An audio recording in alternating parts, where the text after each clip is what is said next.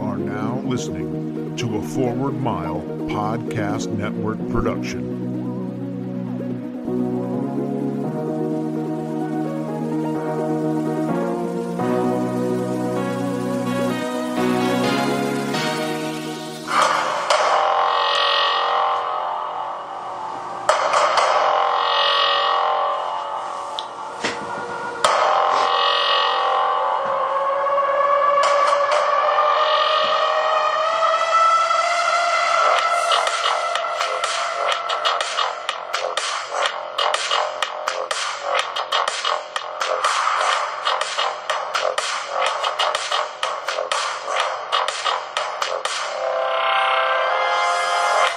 Welcome into the Vegas Squares podcast. We are sitting in studio here on this, what day is it? Monday? Monday evening, yeah. Holy cow, I've lost track of my days. We are sitting here in studio. We have just watched the Knights clinch the Western Conference yesterday, and they are headed to the Stanley Cup Finals, which we'll get to in just a second. But we've got a full house. We've got Spike on mic 1. We've got Token Tony on mic 2, and we've got our good buddy Jason in Florida on the phone. What's up, everybody? Not much. How's it going? Hi! Holy shit. And that's why you're supposed to do a mic check before we actually start rolling. Well, yeah, that's a good question. There's no mic check. Yeah, there's no mic check for you just screaming uncontrollably. Spike, I thought you were going to go with who the fuck cares? That is true. That we never actually resolved that issue of who actually gives a shit when you say, how are you doing, when you start a podcast. Well, you know what? None of the listeners care. They may care. They don't. In the last week, I don't think you've been... Were you on the podcast last week? Yes. Okay, so in the last week, something may have happened to you. No. You've clearly, your bank account's taking a huge strain right now with the rising cost of tickets to the Cup Finals, the Conference Finals. So. All right, that is fair. Everybody wants to know what brand of ramen you've been eating lately. What flavor? Spicy shrimp. Spicy shrimp. That might have been the worst. Is that the pink package? I don't know, but that was actually my nickname in high school. I mean, I'm usually a fan of pink packages, but I don't think I like that one.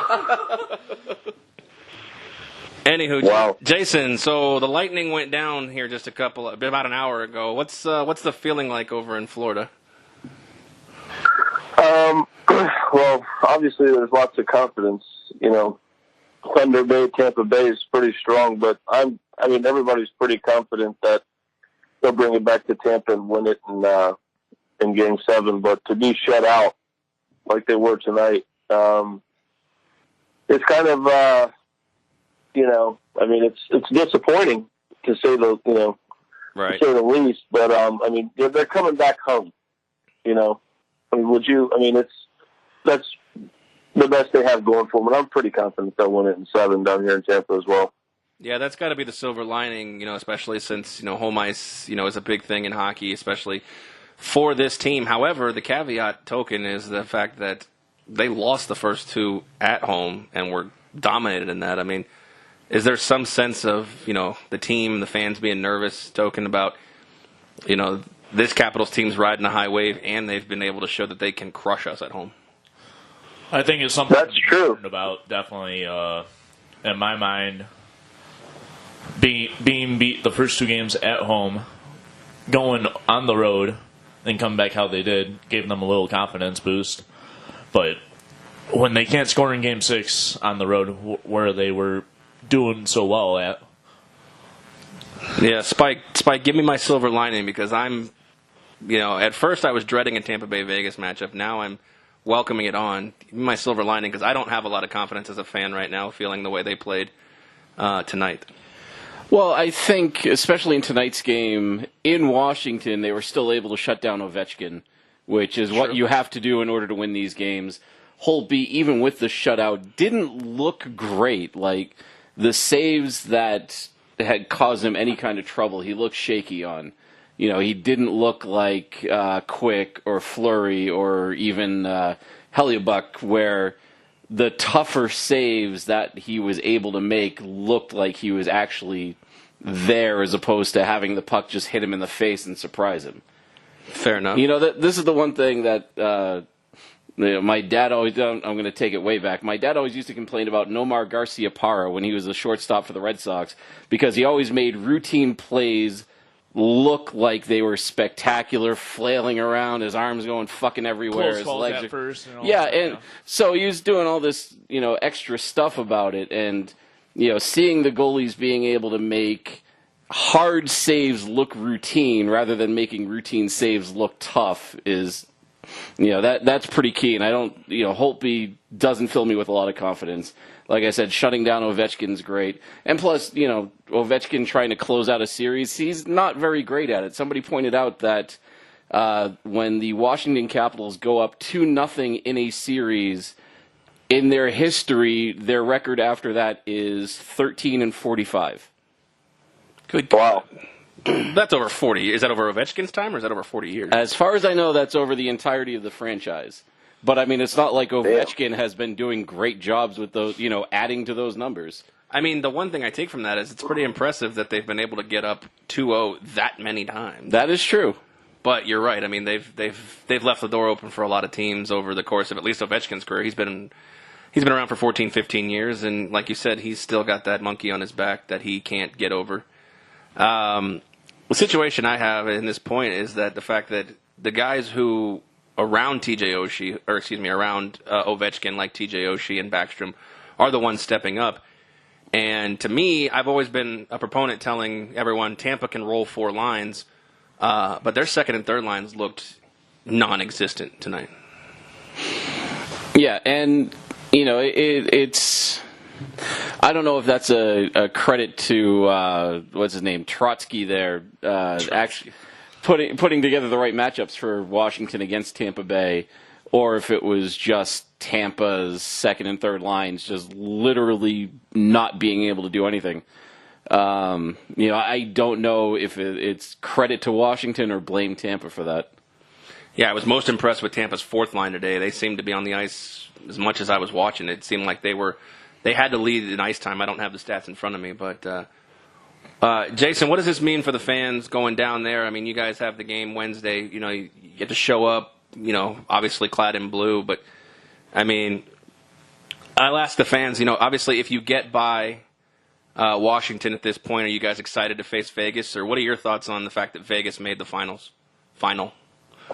Well, I'm regretting not even putting $10 on them to make the Stanley Cup Finals. Yeah, I think a lot of people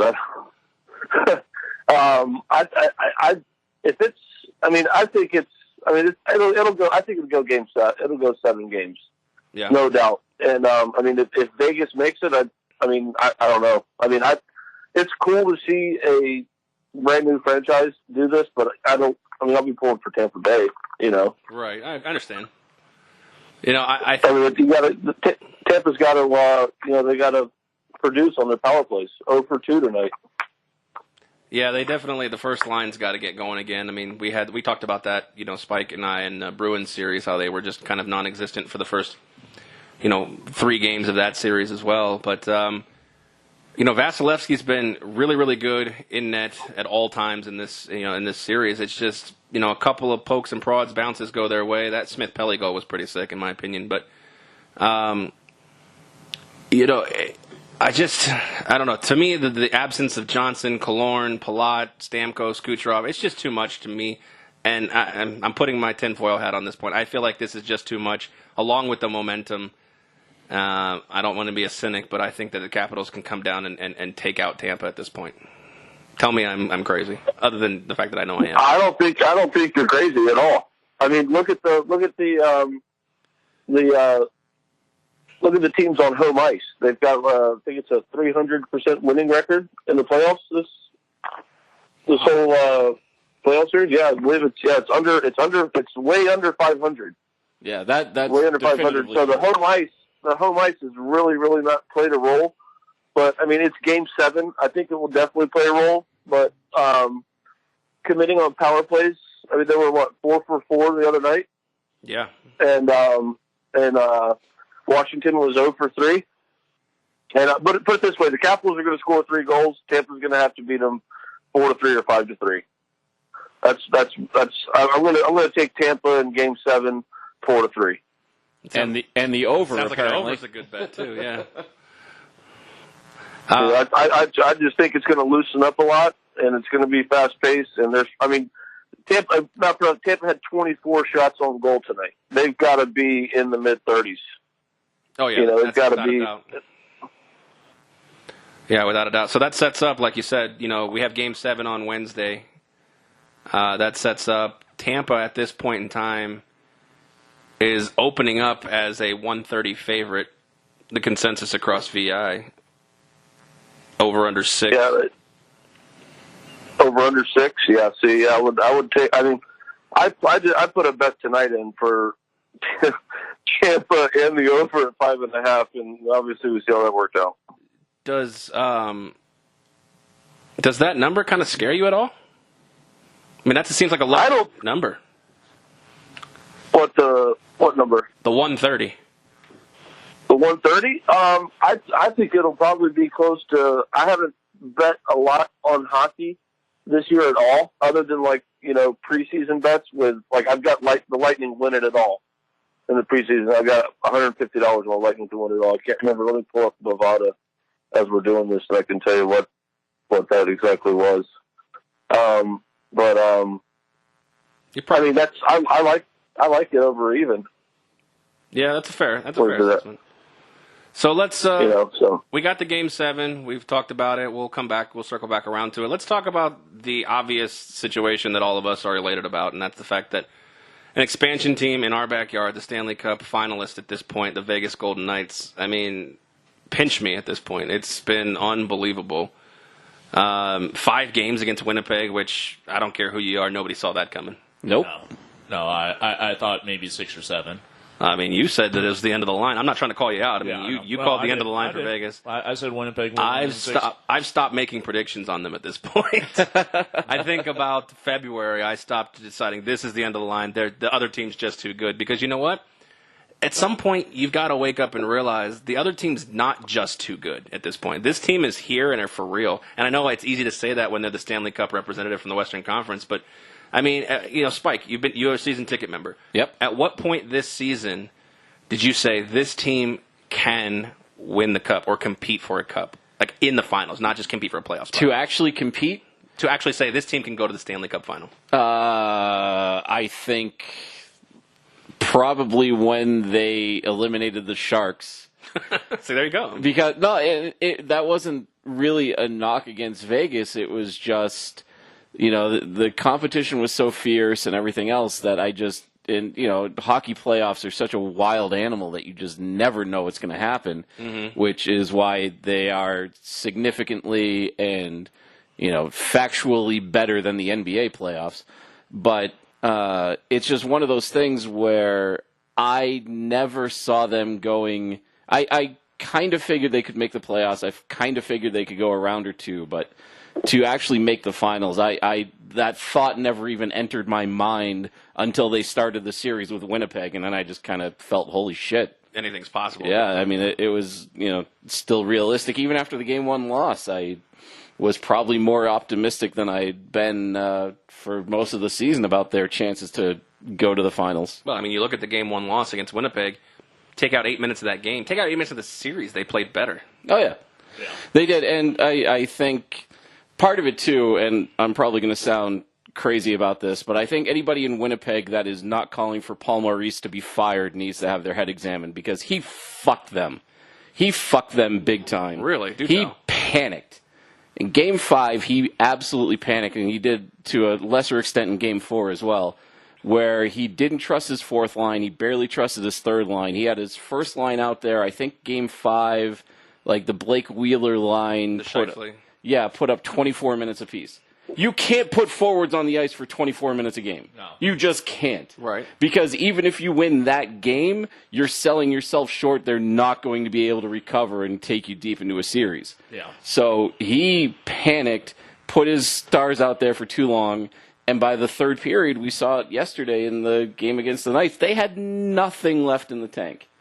Yeah. And Bufflin was out there, I think, for 26 or 28 minutes. But he had been out there that much time all playoffs. Right, but I mean, that kills your chances in the playoffs. Well, you can't keep people out there. If you can't roll at least 3 solid lines. Right. Playing the playoffs like that. But the question I have, and I don't have the plus minus in front of me, but where were what lines were on the ice, I believe it was the third, fourth line where Vegas got a lot of their goals in games 2 and 3. Oh, yeah. Yeah, Eakin put up a couple. Belmar got one. Tuck's got a couple. Nosek got one. Well, Tuck was playing number 2, but I mean, still.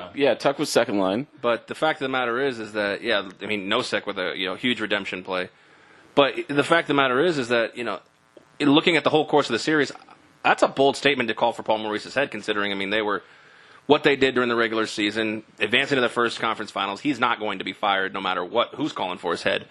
But it's a hell of a hot take. No, of course he won't be fired for getting them. I mean, they were, when these playoffs started, they were one of 3 teams that had never won a playoff series before. The other 2 being obviously Vegas and Columbus. Columbus is still in that boat. In that boat, yeah. So, but I mean, he proved that he can't coach deep into a playoffs.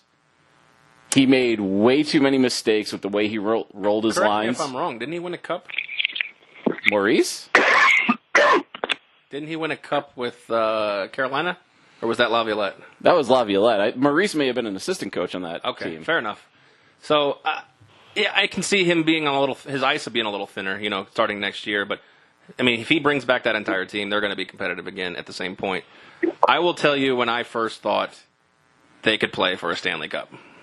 And that was yesterday. Actually, in fairness, that was when they went up 3-1 after Game 4. Okay. I thought this team was a fun ride. At some point in time, these career years would come back to earth. But I'll tell you the timeline. I will tell you, initially, I made a bet with a friend they wouldn't get over 60 points. I obviously lost that bet. Wow. I was one of the ones who wrote those articles, Vegas will be terrible, But, I mean, that doesn't mean I wasn't going to root for them. Mm-hmm. And then when they started the first month, I believe it was like 9-1 or 8-2. And then Fleury went out. I'm like, okay, this was a fun ride. This is done, Fleury's going to come out. Who knows how long he's going to be out for? And then he was out for, 2 months? Yeah, about that. Yeah.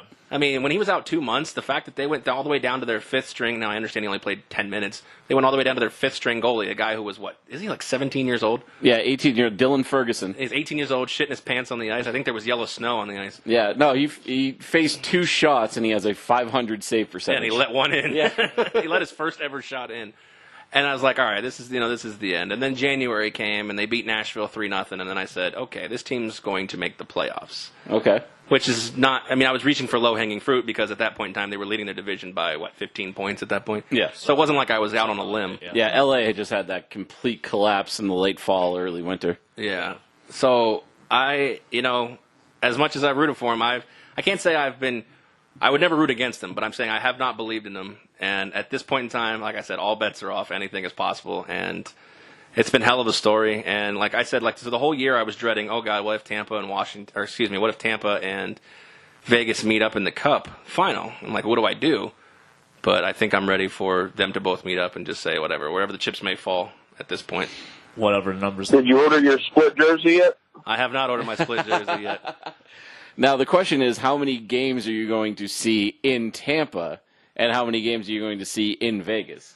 Well, I've talked to the lady, and we've looked at our vacation fund, and there is enough money to probably go to 2 home games here and one game in Tampa. Oh, wow. All right. The question is work scheduling, because as you know, the World Series of Poker is beginning here very soon. Oh, yeah. So scheduling and attending for us personally, or at least me personally, is going to be tough. I'm definitely going to 1 game. Financially, I could probably go to 2 or 3, but I think with my work schedule, I think even with going to 1 game, I'll still be on those. What was it, the spicy shrimp ramen this week, next couple weeks? So. Yeah, you'll need to get on that pretty quick. Yeah, just use less of the packet. Conserve the packet? How do you cook ramen? Do you put the packet in the water, or do you put the packet on the noodles after you drain the water? I put the... Or do you even drain the water? After you drain the water. See, that's what I do. I drain the water and then put the packet on. See, that's what I do. But like when I first started dating the producer, she makes the ramen. She leaves the water in. I'm like, this is ridiculous. That's how my sister made it. My childhood is ruined. That's weird. Yeah, but I understand technical ramen is a soup. Yes. So the water makes sense, but that's just not the way I ever ate it. And that's the thing. I never liked the packaged ramen that you would get at the supermarket or whatever else, but there's there's been actually an influx of ramen restaurants in and around Las Vegas, and I've been to a few of them. They're Especially really, Spring Mountain. really good, yeah. Yeah, yeah. Of course, there's actually one less than a half mile away from my house. Oh, yeah? Yeah. There you go. No, see what comes in those ramen that doesn't come in my 99 or not 99 cent, my 9-cent packet. corn. Love. Corn. Okay, Yeah. so I can put a 50-cent can of corn in there. There you go. So no, How much do they charge you for that ramen? No, I mean it's a goddamn big bowl. They're thicker noodles than you would get in the package ramen too. Yeah, I bet you like a thick noodle. Goddamn right. That wet soggy noodle. All right, guys. So I need all three of your assistance in this point. Oh, yeah. Hang on. Wait, are we moving on? Well, we're still in with hockey. Okay. Yeah, because I have a Vegas Knights trivia question that so far nobody has been able to answer correctly, and I want to see if any of you can figure out who this person is. Okay, I'll pause. Go ahead. All right. So, home opener, October 10th. They have the big ceremony and everything else. Then there's a ceremonial puck drop. The commissioner, whoever it was, called for the captains to come out onto the ice to take the puck drop. Arizona sends their captain out. Vegas doesn't have a captain. They have 3 alternates. Who took that puck drop for Vegas? Was it England? No. I thought it Can was I look at that wrong, picture right there? Because that picture has the puck drop. Does it? I believe so. Check it real quick. Bring it over here. All right. No, that's the real puck drop. That's not the ceremonial puck drop. Oh, okay. I know what you're talking about. Yeah. As you know, all three of us were. I'm gonna guess Vadim Shipachyov. No. Oh, okay. That's a decent guess though. I was gonna guess because it seemed like one of those things. It's like, okay, well, the guy who's not on the team anymore. Yeah. Well, you're actually half right. Oh, not Leipzig. Nope. Garrison? That's right, Jason Garrison. Yeah, I will never. Oh, you're pointing to my boobs. I just got. Yes, Jason Garrison's boobs took the face off. Ah, fair enough. I would not. Yeah, you're right. I've not a guess. Yeah, and nobody's been able to figure that out. But I saw a video of it about a week ago, and I was like, "What the fuck?" That's a really good trivia question. Yeah, but I realized that everybody thinks it's England, but I think England was too in a mental state where he had to give that speech, and it took him so long to memorize it and get into the right headspace that I don't think he wanted to do anything else. Yeah. Well, here you go. You talked about England, and essentially we've talked about this all season. About who's going to be the captain going forward. Mm-hmm. I'm going to say that by grabbing the Campbell Bowl, he basically cemented his status. Yeah, I would agree with that statement. Yeah, and it makes me want to vomit, but I think you're both correct. That's It bothers me that somebody is getting the captaincy when he's only signed for 1 year and he's probably not even going to be good for that 1 year. Like the last time I can think of a captain being a healthy scratch was probably fucking Ferentz up in Edmonton before they gave the C to McJesus. McDavid? Yeah. But the thing is I mean, I see what you see when you tweet blasting Derek England. But I also see a lot of the, for lack of a better word, intangibles that he brings to the game and he brings to that team that a captain provides, who's not always, if he ever became a healthy scratch, yes, that becomes a problem. But as this point in time for the 1 year, I think he makes the most sense. No, he would have made sense this year. I will absolutely grant you that. Moving forward, no. Well, unless they sign a top free agent, my guess is that Sabis is gone. No, they have the captain on the team right now. The correct answer, signed long-term, currently an alternate, knows what he's doing, knows how to be a leader, learn from some of the best leaders in the game, and that's Riley Smith.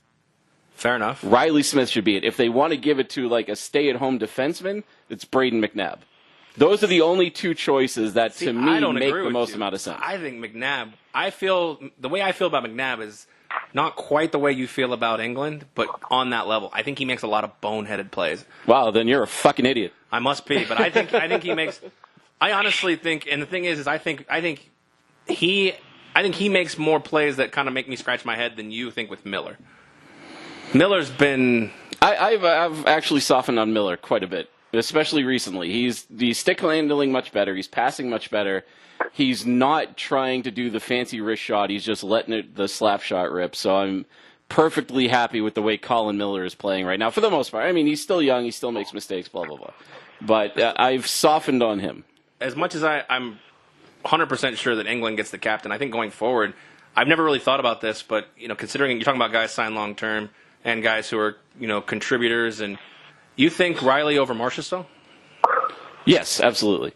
Riley, because the problem with the captain is that it can't be a popularity contest. It has to be somebody that's... And I'm not looking at a popularity situation. No, but you have to look at somebody who's an actual leader on the team, and the leader on the team doesn't necessarily mean the flashiest player, the goal scorer, the Marchessault, with the little bit of arrogance and a little bit of flair that he shows on the ice. It has to be somebody that's slightly more reserved, but somebody that's, I don't want to say like schoolmarm personality, but that kind of like person that the team can rally around and feel good and plays the game the right way. And I think right now from the forwards, Riley Smith is that guy. Fair enough. I would also say on a lower talent level that Ovechkin, I'm looking at Ovechkin on the TV, that Bellemare could fill that role too. I could absolutely see that if Bellemare wasn't putting in fourth line minutes. If he was, second line or first line.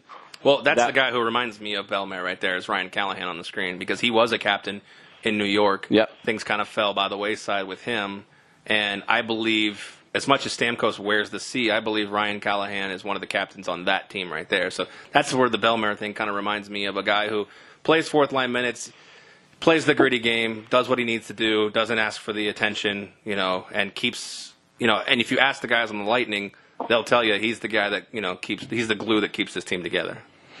Especially in the time right now, it's what they need, because I don't see Stamkos as a true captain, even though he wears the C. But he's been wearing the C for almost a decade. Oh, yeah, and you're not going to strip it from somebody, because that would just make you the San Jose Sharks. Yeah, exactly. But, it's one of those things, especially like in Tampa, where they're always competitive every year. And I think for them, it's more about consistency than anything else. They want to have that same message. They want to have that same leadership in place.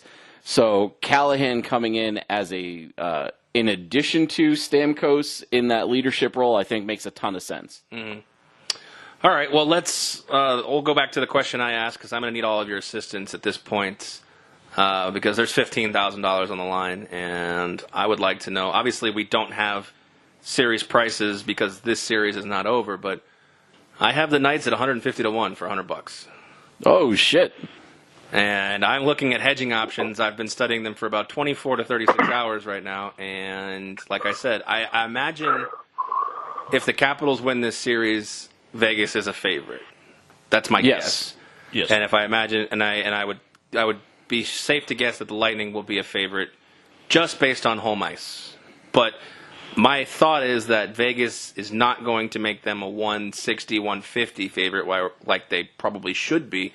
I believe with the money that Vegas stands to lose, the Lightning will be closer to even money. Not even money, but closer, what I'm saying. Closer than they should be. Yeah.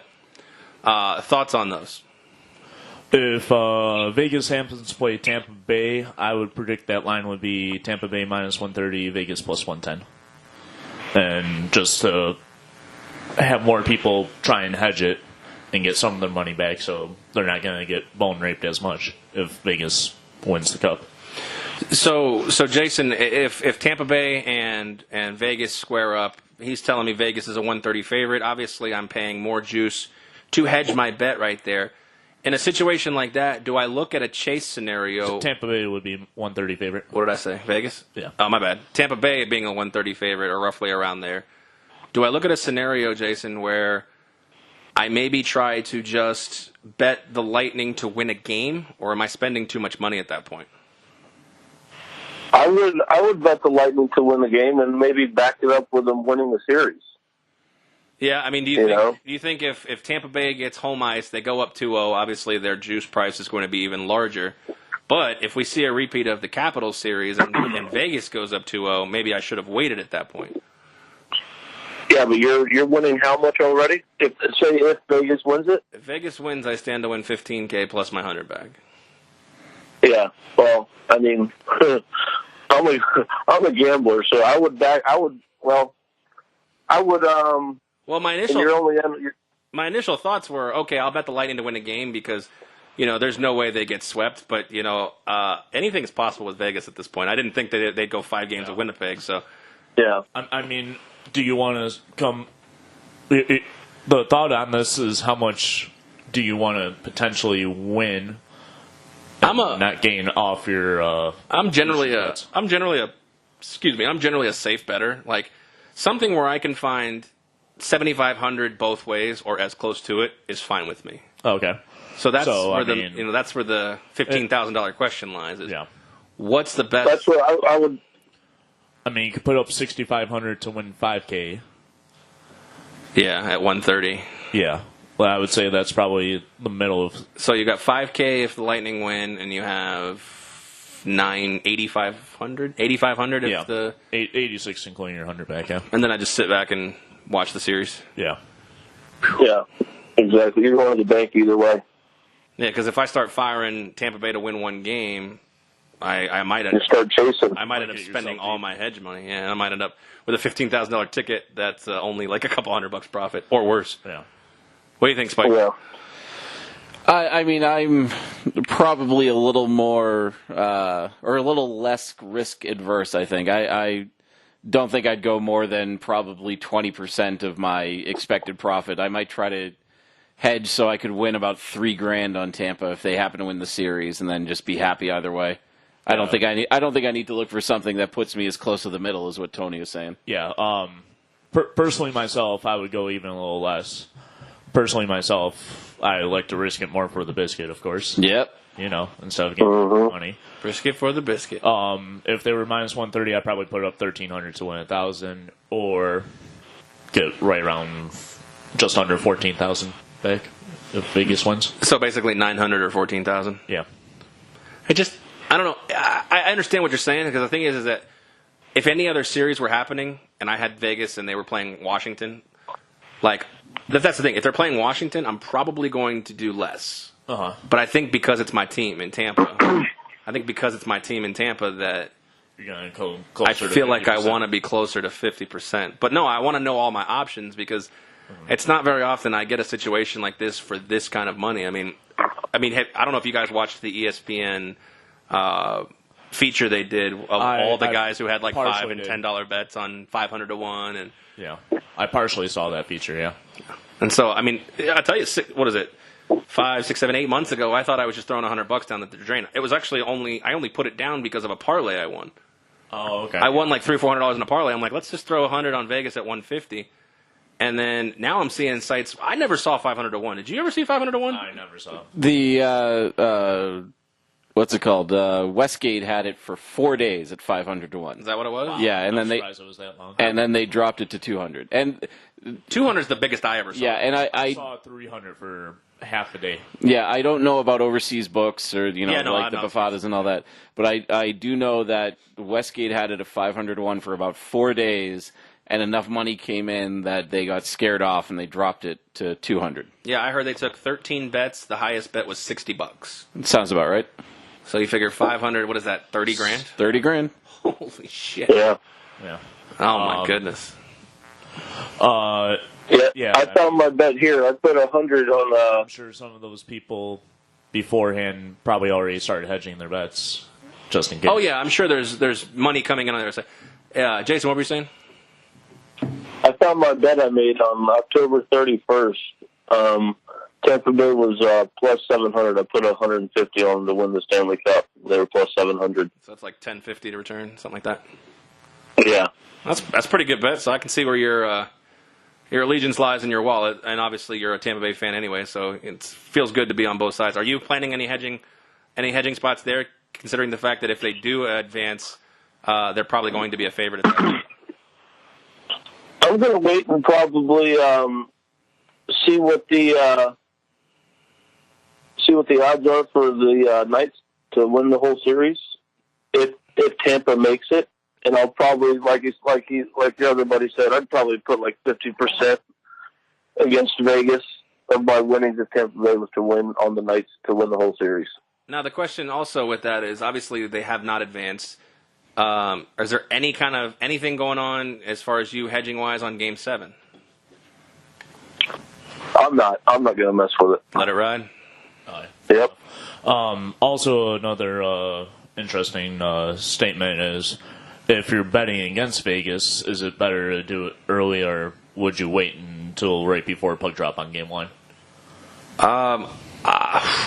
That's a good question because I know Vegas. The question is as much money as may pour into Vegas as a novelty from people, even people coming in or people who live here who don't have a bet quite yet. Mm-hmm. I can't imagine them moving their line. There's already so much frozen. There's already so much handle taken right now. Now, we talked about this last podcast about was it a 20-cent difference we talked about between the two? Yeah. Does that apply to series prices, do we know? Usually it does, yes. Unless if it's a significantly higher a favorite, yeah. Now, is there a situation where we see money pour in on Vegas and Tampa's line actually goes down, the series price? Because we don't know. I mean, it could potentially do that. The common person doesn't know where the money goes in unless you're like following covers or have an account with the Action Sports Network, or or working, know somebody that works in a sports book. Yeah, we don't have exact figures of the entire slate of handle coming in on all sports books. My guess is with all the future bets out there and everything, with all that money on Vegas, it's going to come closer to favorite, so they want people to hedge it. And they'll keep it relatively about the same, might move it if a whole bunch of money pours in on the other side. And go ahead. I was going to say, do you think there's a scenario where the books just say, fuck it, and make both teams minus 105? Sure, they can do whatever they want. I understand that, but I mean, is that a likely scenario? This is still assuming Tampa Bay. I think they're not. I think Tampa Bay will be a definitive favorite because of the hedges. Because they want guys like me to have to place more juice to win smaller amounts of money. Okay. But that's where I'm saying, like, but I don't want to try to predict and figure out where the book's going to open because, I mean, I don't have that problem. I'll see it Thursday. Right, but I guess... Or maybe late Wednesday if you're lucky. Yeah. I guess my question is... Well, I've got... Go ahead, buddy. Oh, sorry. I'm looking right now on a site that I use by a private person down here in Florida that we use. And right now, the money line for the, as it stands right now, to win the Stanley Cup, the Knights, I got a screenshot it to send to you, Aaron. The Knights are 130, Tampa Bay's plus 180, and the Capitals are plus 250 right now. Right, and the reason, in looking at that, I assume that's the most updated odds, and the reason that is because the Knights are the favorite because they're already in. Mm-hmm. Obviously. They don't have to play another game. So, realistically, maybe I take the Lightning right here in this spot. That's probably not a bad idea, and that's the reason that I was thinking that maybe Vegas either puts it at minus 105 on both sides, or even makes Tampa the dog.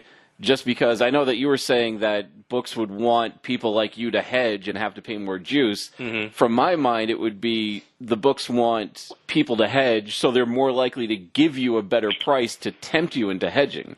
So that way they can get the money on both sides. Because if they put a line at minus 130 and there are people that are hedging, they might say, fuck it, I'm going to let it ride. Well, I think the people that have scary bets, like the 30 grand, and I wouldn't consider mine a huge bet, but it's probably one of the bigger ones. I would think so, yeah. What they say, 10 guys stand to win 30 grand, or 10 bettors, excuse me. I don't want to say if it's a guy or a girl, but 10 people stand to win 30 grand or more. I mean, and you're telling me Westgate's the only one that had it. Westgate is standing to take a hit of $150,000 at this point. So if those 10 bettors or whatever, or what is that, 50,000? No, that's 300,000. Excuse me, my math was off. Yeah. If those bettors are anything like me, I would say 80% of them are going to find a hedging spot. Mm-hmm. Yeah, but do they go in together and create like a mega hedge? What do you mean? I mean, do they? Okay, so they've all got Vegas, right? Correct to win it all. Yeah. Do they all take away? Do they all throw in $250 to $500, just a crazy number, and take the other party and ride it out that way and see what happens? And then putting all their exactly. So one big hedge that doesn't necessarily move the line. I see what you're saying. So if 10 guys all throw in $5,000 or 5,000, or excuse me, 500 to make it a $50,000 bet, or excuse me, a $5,000 bet. I see what you're saying. Jesus Christ, you were bad at math today. Just yeah. This is Monday. If 10 guys throw in $500, so for a $5,000 hedge, it doesn't seem like those 10 guys would get that much of a return, but they would get something if the Lightning won. Exactly. Right, and that's, that kind of goes into my mindset is that I don't need to get it, to hedge to go half and half. Like, as long as I'm getting either the big payout or like 20 or 30% of that big payout, I'm going to be happy. Sure, no, I mean, I'm not sad about whatever I come out with. The more we've talked about this, my thoughts are taking both teams, because you said Tampa Bay right now is plus 180 and Washington's plus 250, if I remember that right, Jason? Yeah. Why not just take them both now and lock everything up? Yeah? Exactly. Put 250 on the Lightning, 250 on the Capitals. I might put 1,000 on each. Yeah, you can put 1,000 on each. Worst case scenario, you're winning $400. Or Yeah. I should win more than that, right? no, 700. Oh, yeah, it would. 700. Shouldn't I be? Wait, yeah, if it's 1,000 at plus 180. That's 1,800. 1,800 minus the other 1,000 that you laid minus the 100. Oh, yeah. yeah, you're right. Yeah. Yeah, math is hard today. God damn. All right. So then I would be rooting for the Capitals Monday. at that point. Yeah. And say the Capitals won, then you would make 1,400. So 1,400, 900, or 15, or what's that? 13,000. Yeah, If Vegas yeah. wins. Yeah. I liked that better before I did the math. Yeah. But it's still, I mean, I'm locking up something. 1,400, 900, or 13,000. So at least I would lock up something. The problem is now I'm trying to figure out how, because I know this money is going to come in one way or the other, because I'm not a rich man, I'm trying to use this money for cup tickets. Because, I mean, I haven't seen the official prices, but StubHub's already listing them at $9.99.99 per ticket. Oh, Jesus. For the worst seat in the house, section 217, row R. Really? That's the worst seat in the house. I'm going to pop on StubHub right now and see what they are listing my section at. Okay. Because I am very curious about this now. So that's what I'm saying. Wednesday night, Vivid Seats has, with the pigeons up in the top, 190 to get in. For Game 7? For Game 7 Wednesday night. That's just to get in at the top.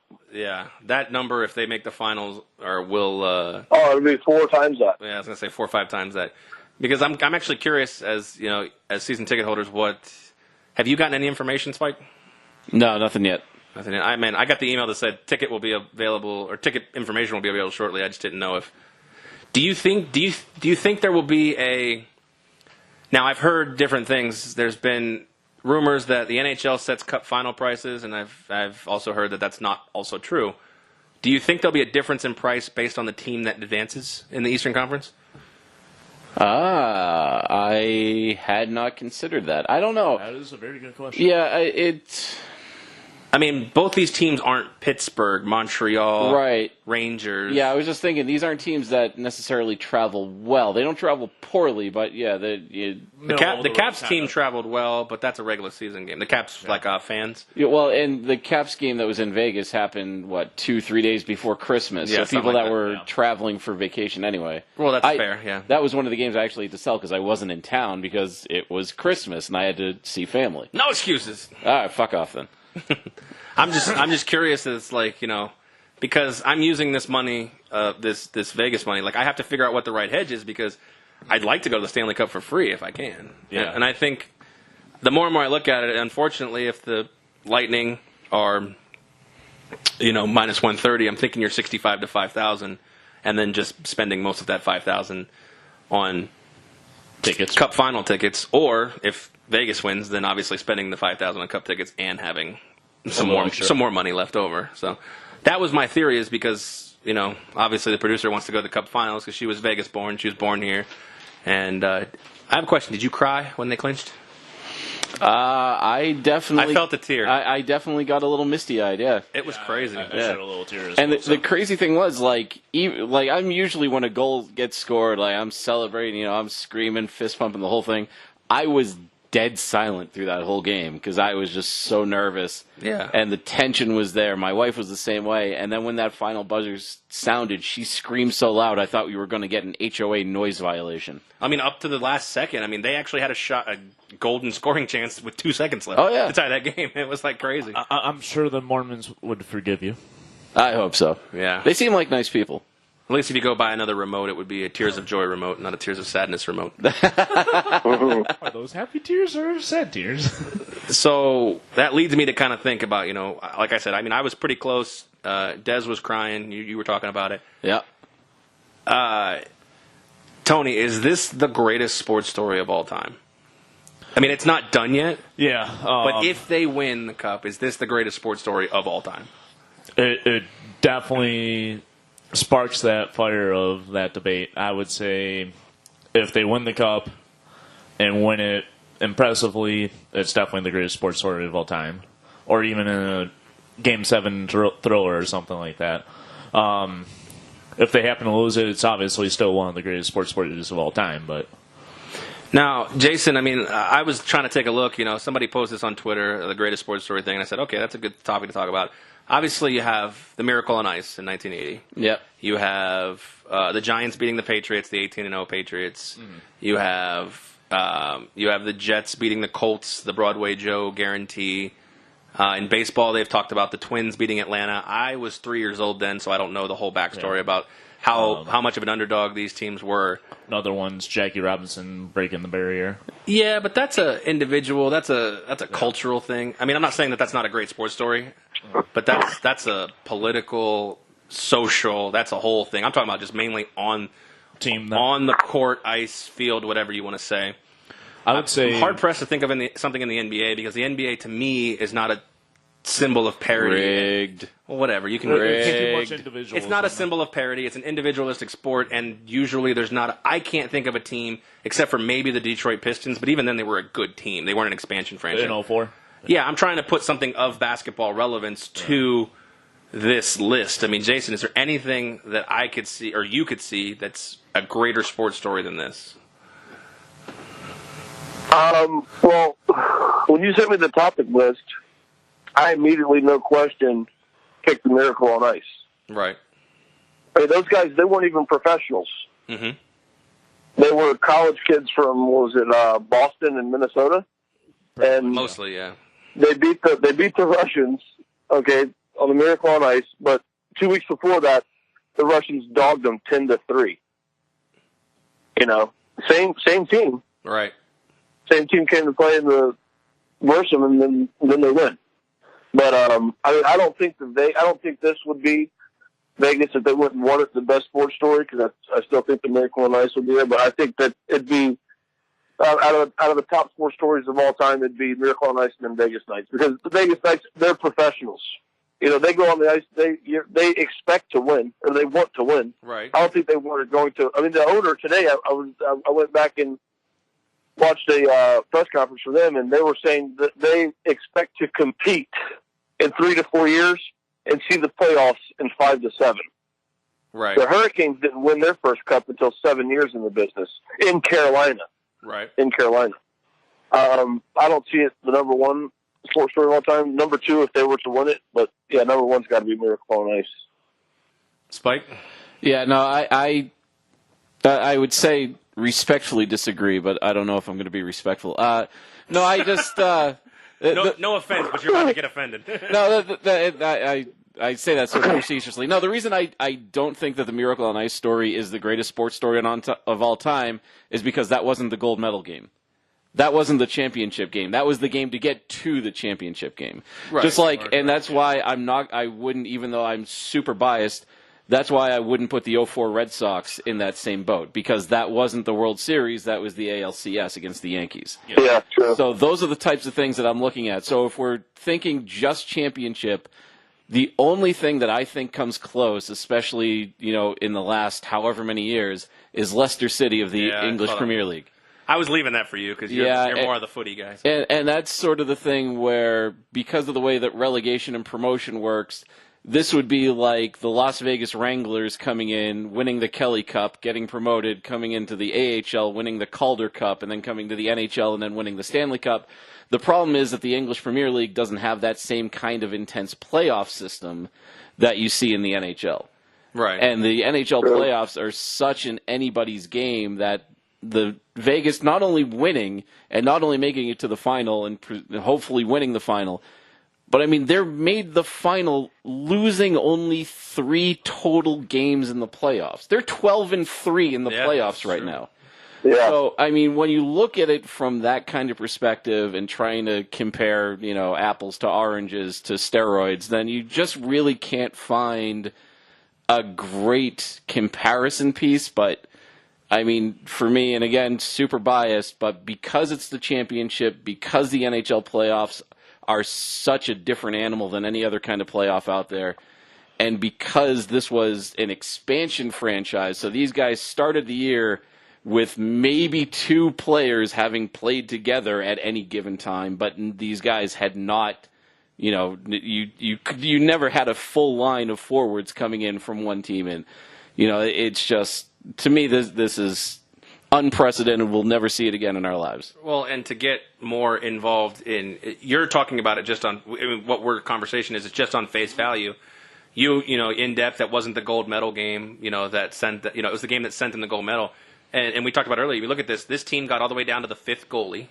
This team has had injuries. I mean, Neil was injured for extended periods of time. This team has had tons of adversity that could make them say, look, there's nothing expected of us.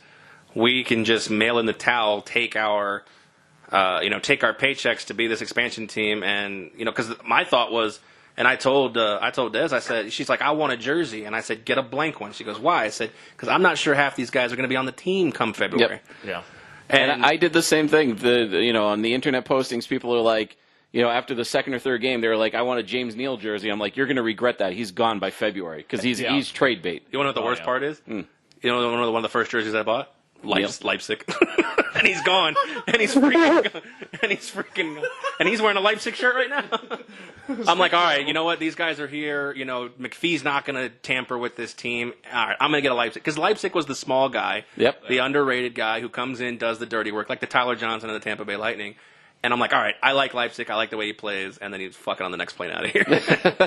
So I'm like, all right. Because that's why, honestly, the same reason why I'm not going to get a Reeves jersey yet. As much as I like Reeves, I don't think he'll be here next year. Yeah, no, I think Reeves is gone. I think Neal's gone. I think they make a push to sign Perron. Carlson is restricted free agent, so they're going to do everything they can to sign him. Well, they're going to put 2 first-round picks on that guy. Yeah, and then Schmidt's only got 1 more year on his contract, but GM said that that's the kind of guy that you sign to a 10-year deal. So Schmidt, yeah, he'll be here. Yeah.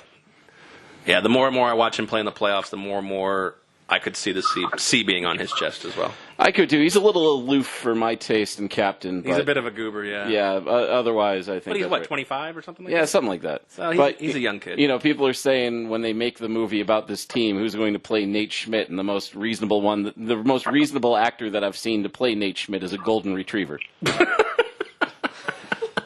Airbud on defensive pairing number 2. What would the name of the movie be? The Mighty Knights. D2, the Mighty Knights. Yeah, I'm sure that we would want something clever and creative and everything else, but unfortunately, because it's Hollywood and a sports movie, they're going to fuck it up and call it something like Night Fever. Vegas Knights or something like that. Yeah. Speaking of that, I didn't think about it. Maybe the greatest sports story is the Mighty Ducks beating Iceland. That's fucking funny. They got beat like 11-0. Without a doubt. I'd like to rescind my vote until the Knights win the cup. I think it's D2. I don't know. I do like Namath making his guarantee for the Super Bowl. Yeah, no, I mean, the thing is, we talk about stories. I mean, it doesn't have to be an underdog story, considering of what Vegas is. Greatest sports stories, you're right. Joe Namath basically saying, we're going to beat the Colts, who were the juggernaut back then. Yeah, and they were, 14-point favorite or something coming in? Something like that, yeah. I mean, you're right. There's a lot of those situations. Like I said, the Giants, were were a good team. They had an average season. They had a miracle run, and they beat the 18-0 Patriots. I mean, there's a lot of good, great sports stories. This may just fall. They were a wild card team too. Yeah, I mean, they snuck in. This may be just an underdog story, but I think if they win the Cup, I think it's got to be the greatest story of all time. I mean, this team didn't exist. When was the draft? This team didn't exist 12 months ago. Yeah, we didn't even have a team name until 2 years ago. a year and a half ago. Yeah, something. What was it, like November of last year? November of 16. Yeah. Yeah. So 18 months ago or so. I believe to the date actually. Yeah, the team existed 2 years ago, but it didn't have an actual name or anybody skating on the ice. Yeah.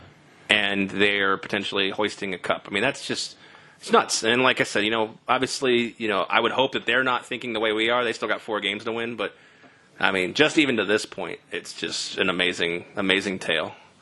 So, obviously, we're going to be keeping up with that on future podcasts. So. Speaking about amazing tale, beach volleyball. Yeah, we are watching. Somehow the hockey coverage turned off to beach volleyball. So, yeah, amazing tale is appropriate for what I'm watching. Yeah. Actually, never mind. That one lady's kind of old and ugly. That's only the Austin Open. She must be sponsal. Oh, that was terrible. Yeah. Anyways. Put more back into that one. So, let's dive into off the hockey and into Spike's favorite sport. Oh, no. Beach volleyball? Well, it is now, currently, but let's talk a little hoopage. Oh, God. I know you love hoopage. And we're actually going to talk about your Celtics for a little bit here, because obviously they're How the fuck did they become my Celtics? Well, you're a Boston guy. Yeah, but I hate basketball, even though I like Boston sports. All right. So you're telling me at no point in your life did you ever root for the Celtics? I did. So you got to realize my dad is a psychotic Celtics fan. Like, he hates hockey. Hates hockey. Hates hockey, really? He the only reason that he went to Bruins games was either A, when he was a kid he snuck in, or B, when I was a kid I begged him to take me and he was just like, yeah, all right. Because I was a spoiled little kid. I was an only child, so what do you expect? But he won't watch it now, refuses to watch coverage on TV, refuses to listen to it when they talk about it on sports radio in Boston. And, now, even with the Knights making this deep run, like, he watched half of the third period of Game 5 against Winnipeg. And that's it. Hey, that's an improvement. Baby steps. And that was just so he had something that we could talk about when I called him. Because otherwise we're going to talk about the Celtics and Cavaliers, and I'm just like, I don't give a shit. Like, the only thing I know about the Celtics and Cavs, I've seen it just kind of tangentially, because when I go play poker or whatever, like, obviously the TVs are more on basketball than they are on hockey, which is still a goddamn travesty in this town. But there was like Game 1 or Game 2, the Celtics were down like 14, 15 points. They ended up winning by 10, 20, I don't fucking know. And so in Game 3 at halftime, the Celtics were down 20. And I was like, I'm placing the halftime bet on the Celtics. They've overcome this before, and they were getting 14-1. Like, fuck yeah. Whoops. Yeah. We money away. We talked about home ice and how it may or may not mean anything in the NHL. I think it's a complete reverse in the NBA. And Jason, you're the NBA guy. Can we get a fucking close game ever in either series? You're going to see one. I guarantee you're going to see one when they go back to Boston. Okay, so we got 2-2 in the Cavs Celtics matchup at this point. All 4 games have been essentially blowouts. I mean, I feel like the best time to watch a game is like midway through the third, because the team that's down makes a run, and that's when they're the closest. That's when they're at their closest. Yeah, well, the Celtics were down 16 at the end of the first quarter in this game. I mean, they lost by 8, which, I mean, it's, I don't know. I mean, you're going to see, it's going to go 7 games. I said 6 in the podcast a couple weeks ago. Yeah. But I think it's going to go 7 with the Cavs winning it. And they're for sure going to be closer games than, the Cavs getting beat the piss out of the first game in Boston. And I just think the Western Conference Finals, it's going to go back and forth, 15, 20-point losses. But I think the Warriors will close that out in 5. We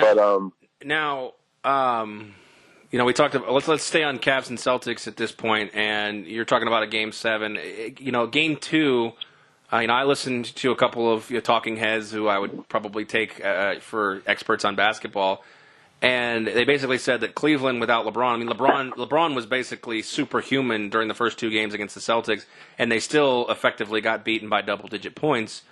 What changed? I mean, it can't just be an environment for this team, but what changed for this team from Game 2 to Game 3? Well, Kyle Korver was, I think, 5 for 5 for threes going into the fourth quarter. Offensive rebounding. Kevin Love was on point rebounding. Larry Nance Jr. showed up. He didn't do too much, but I mean, he had a few and one plays. They killed him on the offensive boards. And, I mean, like I said, Kevin Love played the post-up game that I think he needs to. There's enough three-point shooters on the Cavs where I think he needs to get his bigger body on the block and bang the boards and get the offensive rebounds and the putbacks like he did tonight. Fair enough. I mean, it's to me like, Spike, you're talking about, close games, and we talked about the NHL and how, even a team with inferior talent, or at least the visual of inferior talent, can be competitive with a hot goalie.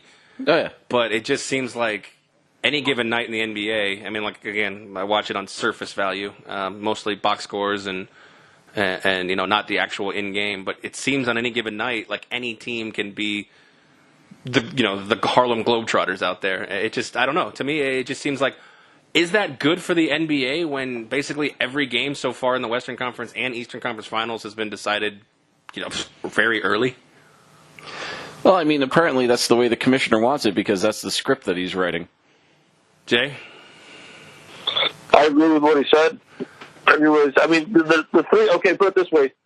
My 4 picks, okay, for the Western and Eastern Conference Final, I hit 3 of the 4. So I'm guessing you didn't think Boston would be there. No, I did not think Boston was going to be there. I mean, and I made my picks probably shortly after when another friend of mine asked. But, I mean, who would have thought Boston would have been there without Kyrie or Gordon Hayward, number one? Number two, you're not going to count out LeBron James. And number 3, I actually had the Rockets in a bet, to pull that up, to win it all this year. Mm-hmm. And I think they were third in line in favorites. But it's like you said. I mean, it's the NBA's going to be the NBA. Like you said, there's a script being written, and I think the Eastern Conference script is already written, and it's going to be Game 7. Cavs will take it in Boston in Game 7. Yeah, I've actually probably been one of the guys who agrees with that. I feel like, and I've said it all the time. Sports, first and foremost, are a business. Whatever generates the highest interest and the highest revenue dollars is going to be the way that it's influenced. I mean, it doesn't always show up that way because you don't want to completely think that the entire sports as we know it is rigged. However, dollars obviously drive the boat. So with the have the LeBron thing. Is the LeBron versus the Warriors, is that played out at this point? Or, I mean, are you comfortable seeing, what are we on, number 4 here if that happens? You're on number 4, and I think that's the best moneymaker. Yeah, you don't think there's any fatigue by the eyeballs? No, not at all. That's got to be. I feel like if the Penguins kept making it, I feel like there would be fatigue. I feel like, I mean, obviously as a Patriots fan, I'm okay that the Patriots continue making it, but I feel like if it's not your team, you tend to get fatigued. But the NBA, to me, seems a different animal just by what I see on social media because I can see the same person year in and year out. The NBA seems to have more bandwagon fans, in my opinion, than any other league. What are your thoughts on that? Oh, no doubt. I got a 7-year-old son who's the biggest bandwagoner I've ever met. He's got Curry shoes, LeBron shoes, Curry jerseys, LeBron jerseys. And, I mean, it's sick. You see him out playing hoops in the street. He's got his Stephen Curry shoes on with a LeBron James jersey on. It's basically a walking advertising. You got beat up in the 90s wearing a Jordan jersey with Barkley sneakers on. That's a fair assessment. Yeah, you're right. I remember. Do they still make Jordan shoes? Or are they just re-put out the old ones? No, they're still made. I think they're on, like, number 31. Jeez. God, that's great. Yeah. I think I bought like 15s when I was a kid. Should teams sell a jersey or a shirt that says bandwagon on the back? Yeah. Yeah. Just like, basically before the season, you should be like, in your profile, just favorite team, TBD, basically. So let's look at it. I mean, obviously the NBA is the sport, I guess, where you would say coaching may matter the most with the exception of the NFL. Jason, would you rather at this point, I mean, obviously it's a star-driven league, but everybody talks about the greatness of Brad Stevens and how he's been able to elevate this Celtics team without the guys you mentioned, Hayward and Irvin. I mean, at this point in this series, it's 2-2, best of 3 with 2 games in Boston. Would you rather have Brad Stevens or LeBron James? I mean, that's a no-brainer. Okay. I mean, I'll take LeBron James as the coach and the best player in the league. That's because he's been a coach for the last decade, right? Exactly. I mean, LeBron James has 6+ 40-point games, or 7 40-point games in the playoffs so far this year. And what's the record in those games? I'm not sure, to be honest with you. I'm not in front of my computer. No, that's okay. But it's yeah. I mean, shit. I'll take LeBron James over Brad Stevens. Fair enough. Spike, would you rather have a coach or one great player as far as being able to elevate a team? On paper, this matchup seems pretty even. Obviously, there's the greatest player, whether you want to argue that or not in the game, at least up right now. I mean, does coaching, take all sports at this point, does coaching, a good coach who can, a good X's and O guy, is a good team leader, a good motivator, is he almost as good or better or more useful than a dominant player, a transcendent player? In the NBA, it's the player. In any other league, it's the coach. Yeah. Yeah, because... So are you of the mind of Belichick being greater to the team than Brady has been? Yes. Okay. And that was proven when he threw Bledsoe out of town, when he got rid of Richard Seymour, when he got rid of Chandler Jones. Like, the architect is the one that puts everything together, and if you have a coach that not only knows his shit but gets a buy-in from the rest of the team, then that's the way that you build, not just for now but for the future as well. That's the way that you can put a generational type team together. It's fair enough. I guess that's why when we talk about Dwayne Casey and the NBA won Coach of the Year and promptly got swept by LeBron, and Brad Stevens may or may not have a handprint on the final 3 games of this series, but like you said, sometimes putting the guys in the right places, may be better than a transcendent player. But in the NBA, I gotta side with that too. LeBron James is probably worth more. Is Brad Stevens worth anything to the line of these games, to the betting line? Oh, that's a tough one. Yeah, I actually, it's only about a 2.5-minute drive from my house to the studio. So in that short time, I did hear one little snippet that made me kind of, it felt a little weird, that Brad Stevens' road playoff record, he's got like a 250 winning percentage. But that's only one year, isn't it? I have no idea. How long's Stevens been the coach there? This is his 2nd year, correct? No, it's like his 3rd or 4th. Yeah. Now I gotta fucking look up Celtics shit on my phone. I'm going in incognito mode so it doesn't start popping up Celtics ads. Yeah, exactly. I mean, yeah, you're right. I mean, I gotta imagine if you looked at everybody's, with the exception of maybe Popovich and Phil Jackson or a couple others, road records have got to be pretty dismal in coaching careers. He started in 2013. So this would be his 13, 14, 13, 15. 5th year. 5th year. Wow, has it been that long? I feel like him and Hayward were just at Butler, like bricking national title game-winning shots. But yeah, he signed a year in July, and that was his first year was 13-14. Okay, fair enough. So this would be his 4th year in the league, because 17-18 season. Yeah. So 4 years in the league. I don't know how many years he's made the playoffs. Obviously, the last 2. Were they any good a couple years ago? Marginal, I think. They didn't make the playoffs 2 years ago. Okay, so fair enough. So in 2 years or 3 years, maybe 250 is not good, no matter how many years or how many games you've played. You're right. That's 1 out of every 4, so it's not very good. But what does that mean to? I mean, because I could have told you, and I hate to say this, because like we talked about playoffs and NBA being a little bit encouraged, for lack of a better word, by the front office or the NBA front office. I mean, I could have told you they weren't letting LeBron James out of this series after 2 games, especially since the Celtics did what they were supposed to do. They won 2 games at home. It's not like, this was some kind of, crazy thing like when Tampa lost the first 2 on the road. I thought the series was over. As did I. Absolutely. Winning the first two at home, that's what you're supposed to do. That's the purpose of a playoff format. If you win all of your home games, you should never trail nor lose the series. That's the way these are designed. Right. Yeah, So everybody who was up in arms, LeBron's ridiculous, LeBron's soft, LeBron's garbage. Essentially, both teams have done exactly what they're supposed to do. So we've got a best of 3 with 2 home games for Boston. I just don't know. I mean, I'm curious. Like I said, I don't know if Brad Stevens affects the betting spread or anything at all, because we obviously know LeBron James does, because I think they've been favored in all 4 games, if I'm not mistaken, and they are 2-2 against the spread. Yeah, I don't know about the spread. The only thing I know about this series, and I only know this because I took it, is that the Celtics were plus 275 to win the series before Game 1.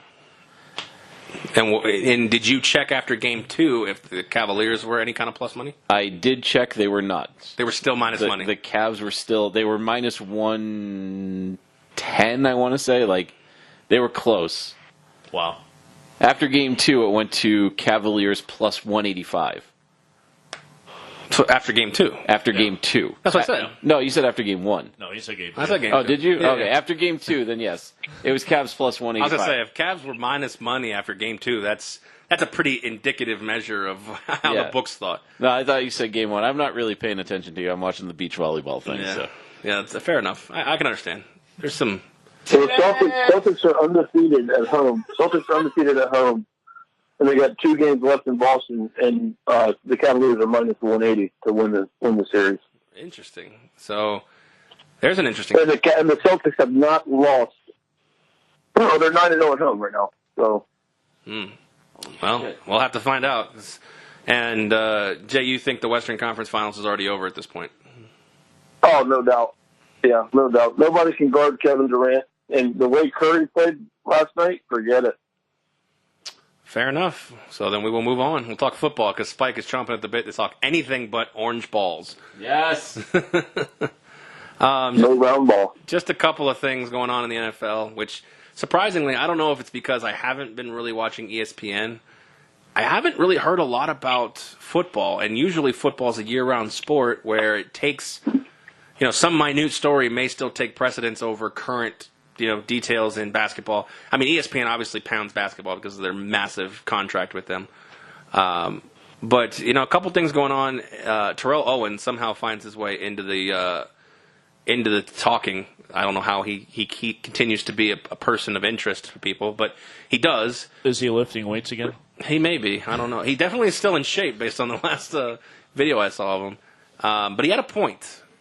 He said that he was pretty shocked that Jason Garrett still has a job in Dallas.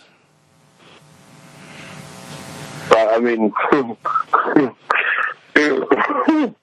let's bust out the Dallas Cowboys memes. Well, this is a radio podcast, so those would probably be ill-effective. But they are the best. They are the best. My God. He's got a point. I mean, Jason Garrett's the Marvin Lewis of the NFC at this point.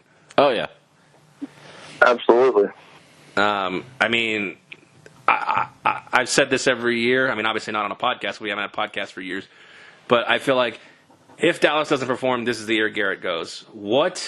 It's hard to say, obviously, but what is the record that it would take to keep Dallas or to keep Garrett at this point?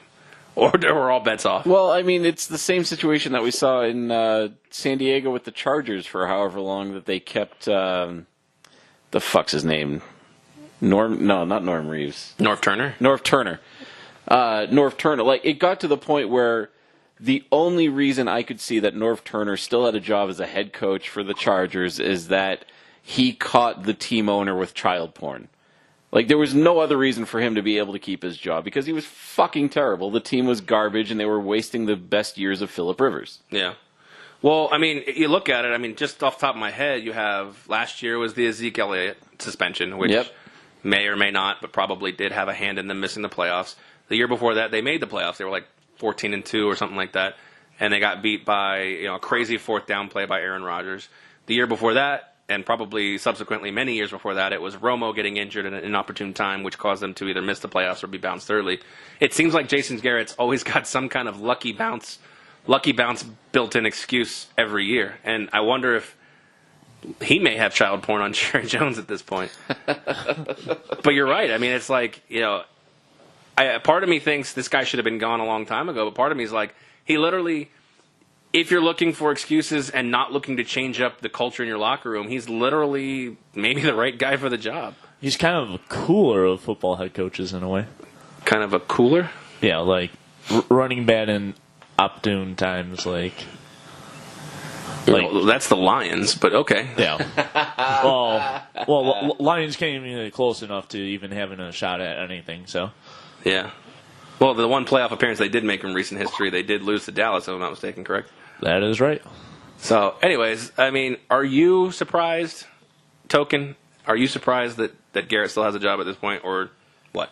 I'm partially surprised. I mean, I'm not surprised that he's still with the team, but I'm also surprised that they haven't moved forward from him.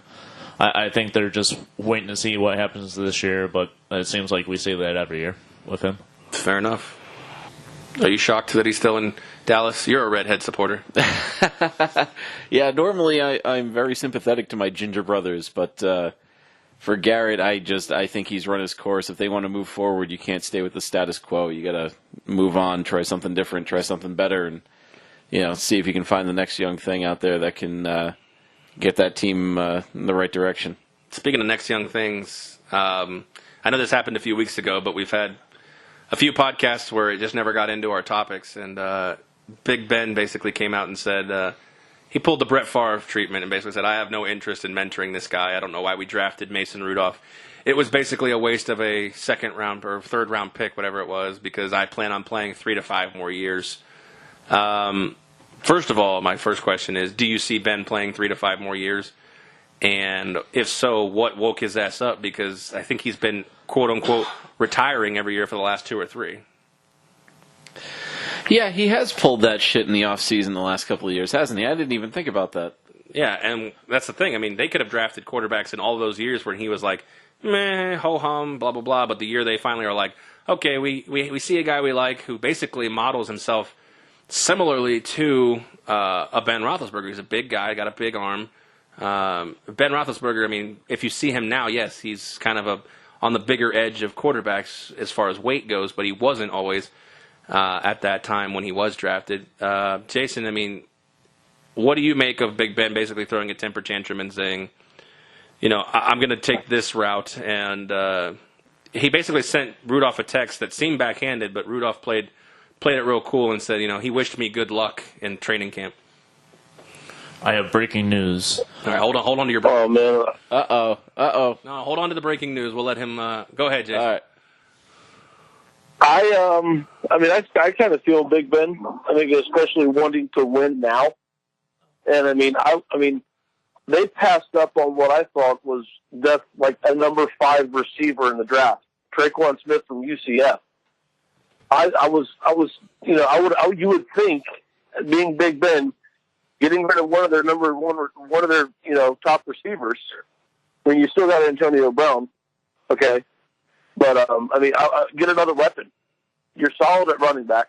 You picked up the guy from NC State, okay, who can throw the ball, catch the ball, kick the ball, punt the ball, whatever.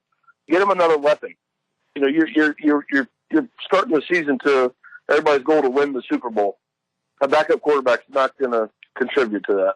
No, but with a third-round pick, I mean, you got to figure, at some point in time, Ben's days are numbered. Based on his weight and his management alone and his nonchalant attitude, he doesn't take the TB12 approach where he's like, I want to come in and cut your throat, and I want to play until I'm 300 years old. He doesn't give up that vibe. So, in my opinion, he can't really be shocked that the organization, I mean, a third-round pick, that's still at the lower tier of guys you expect to make the roster and expect to have an impact. So if they're spending that basically right there, I mean, correct me if I'm wrong, is Martavis Bryant was the guy that was traded to the Raiders, correct? Correct. So the only true, they must have seen more that they liked in Schuster. Obviously, Brown is a beast, but I mean, they must have seen enough in Schuster to think that that's the second weapon. I mean, if you're Big Ben, you've got Schuster, you got Brown, and you got Le'Veon Bell and James Conner. I mean, spending a third-round pick with the weapons that they currently have wasn't the end of the world. I understand your reasoning by that, but Traquan Smith, I mean, don't get me wrong, he's a UCF guy, so I obviously, would want 1,200 yards, 1,200-yard receiver to go in the late third round. And be available in the late third round. I was pissed the Panthers didn't pick him up. Yeah, I mean, a lot of people had Mason Rudolph as a first-round talent, so if he ends up being a complete successor, and a successful successor to Ben Roethlisberger, then a third-round pick's going to feel like a steal, a la, pick number 199 in the 2000 draft. So No, yeah, I agree 110%. And then, like you said, I mean, Rudolph is he's bait if they're making a playoff run and someone else needs a backup quarterback or a third-string quarterback and someone else has something the Steelers want, they could shop him easily. All right, so Token Tony has breaking news. This I gotta hear. Yes. According to Steelers rookie quarterback, Mason Rudolph believes him and Big Ben are going to be friends. That was the breaking news. They're going to be what? Breaking news. Him and Mason Rudolph and Ben Roethlisberger are going to be friends? They're going to be friends. Like Snuggle Bunny friends? Or which do you think is more likely? Big Ben playing 3 to 5 more years, or that they're going to be friends? Given geez. Friends. I would be willing to bet that Ben Roethlisberger's watching Friends on Netflix as a retired quarterback in 3 to 5 years. Yeah. Very true statement, I would say. I mean, if you're Mason Rudolph, I mean, this is the most exciting point in your life, I would imagine. I can't speak for the guy, but I would imagine getting drafted by an NFL franchise, no matter what round, has got to be the highlight of his life to this point. And basically, the guy who has been in the organization, who you've probably looked up to at one point as a quarterback, considering you have a similar style, and have the anticipation of learning from this guy, has basically given you the big middle finger and turned it right up your butt. It can't feel really good if you're Mason Rudolph to this point. I understand why he's saying we're going to be friends, because that seems more like a troll job to me. Like, all of the things that Roethlisberger's come out and said, Rudolph's like, yeah, no, we're cool. I mean, I can see them becoming friends in about 2.5 seasons when Roethlisberger has put down one too many cheeseburgers instead of weights, and they're third in the division, he gets benched, and Rudolph comes in to start. Then Roethlisberger's going to want to become friends. Fair enough. I was going to say, in 2 to 3 years when he's working in the front office, I don't see a scenario where Roethlisberger... How old is he? 35, 36? 36. So he's 36. He doesn't keep himself in as good of a shape as some of the quarterbacks that intend to play or are currently playing in their 40s. Like Aaron Roethlisberger wants to play into his 40s. He's in more of a shape to play into his 40s than Ben Roethlisberger is. Aaron Roethlisberger? Is he... Am I fucking up all my words? Did I say Aaron Roethlisberger? Yes, you did. God damn, today is... English is... Brother. English and math. English and math are not working today. Man, if you were in high school, you'd be fucked, and not in the good way. Yeah, that's fair enough. But in fairness, if I was typing a paper and I typed Aaron Roethlisberger, I'm 100% sure I would misspell Roethlisberger, and I would go, who the fuck's Aaron Roethlisberger? I don't know that guy, and then I would change it. Okay. So if I was in school, I'd have got it right. All right, fair enough. So, that's not at all fair, I'm lying. yeah, fuck off. So, anyways, we saw what happened with Rodgers. He's become one of the best quarterbacks of this era with no help from Brett Favre. He was a first-round talent, and Mason Rudolph allegedly was a first-round talent, depending on who you ask in the draft. And that's not just from the Steelers. There's a lot of other teams that graded him as a first-round talent, including teams that took quarterbacks in the first round. So, I would love to see Rudolph, as much as I hate the Steelers, I would love to see Rudolph have a career similar to Rodgers in the sense of basically saying, fine, fuck you, I'll do it myself. Fair enough. Yeah, I'm not obviously a super big Pittsburgh fan, but yeah, I wouldn't mind seeing Rudolph being able to do that. The problem is I don't know that he's able to, even as a quote-unquote first-round talent, because remember, Ryan Mallett was slated as a first-round talent as well. And so was Ryan Leaf. And Mallett dropped because he couldn't stay off the booze more than anything else. And then, I don't know, I don't see, and Pittsburgh, their thing has never been about having a high-flying offense anyway. It's always been about, grind it out and then let the defense take over. Fair enough. Well, in fairness, Mason Rudolph already has an advantage. He is 1-0 in Heinz Field in his life. Okay. This year, Oklahoma State beat Pitt 60-21. All right, that's something. So he's got. Who didn't beat Pittsburgh this year? Wouldn't that be Miami? Miami didn't beat Pittsburgh. Oh, you're right. Yeah, you're right. Wow. Forgot about that one. So, anyways, on that note, we are going to wrap it up here with this edition of the Vegas Squares podcast. We want to thank our sponsors, ForwardMile.com. You can catch us on ForwardMile.com. You subscribe to their daily fantasy services and get access to our premium podcast. Also, we are on 12-Ounce Sports Radio. You can catch us every Tuesday evening at 8 p.m. Eastern Time, 5 Pacific. 12-Ounce, 12ozsportsradio.com. And also, you can catch our podcasts, old and new, on vegassquares.com, www.vegassquares.com. And thanks to our sponsor, Chai Poker. He just does things. They just do things. They do. Wow. They do good things for the community through poker. Who the fuck handed you that copy? I don't have a copy of that one. I didn't have any. I don't have anything for those guys over at Chai Poker. So I kept saying, "Hey, send me something you want me to plug," and I got nothing yet. So thanks to the guys over at Chai Poker, and we hope you appreciate the plug we just gave you. So anyways, for Spike, for Token Tony, for Jason in Florida, I am Aaron. We appreciate you tuning in. Stay tuned for the next one. We are out.